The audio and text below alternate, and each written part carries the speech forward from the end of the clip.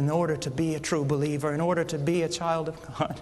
The Holy Son of God was forsaken by His Father and then crushed under His own Father's punishment. You say, oh, Brother Paul, you've gone too far now. Have you not read Isaiah 53:10? It pleased the Lord to crush Him. Take a 10,000-pound millstone and put another on top of it. Put a grain of wheat between them and see what you've got when it comes out on the other end. Take a dam 100,000 miles high and 100,000 miles wide and have it break in front of you.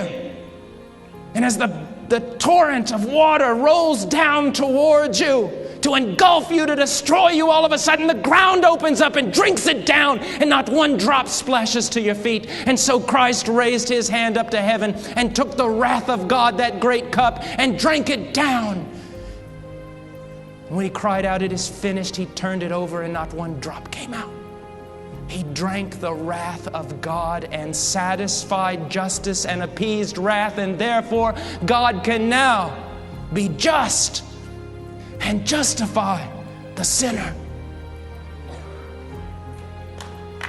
This is what He's done. This is what He has done. Puritans spoke a lot about repentance, not only from sin, but repentance from good works. You say, what do you mean? There is a real sense in which repentance is simply this: you give up from trying to justify yourself. You just quit. You see that every one of your most righteous deeds is better than filthy rags, and you detest them, and you throw them to the floor, and you stand there before God and say, unless you move on my behalf, I am damned. And you believe. You believe. You trust. There was a deacon in my church back home. Little church in the middle of a cornfield. And I love this man. He's walked with God longer than I've been alive. And he remembers telling me one time he told me about his conversion. He said, I was a good fella, as fellas go.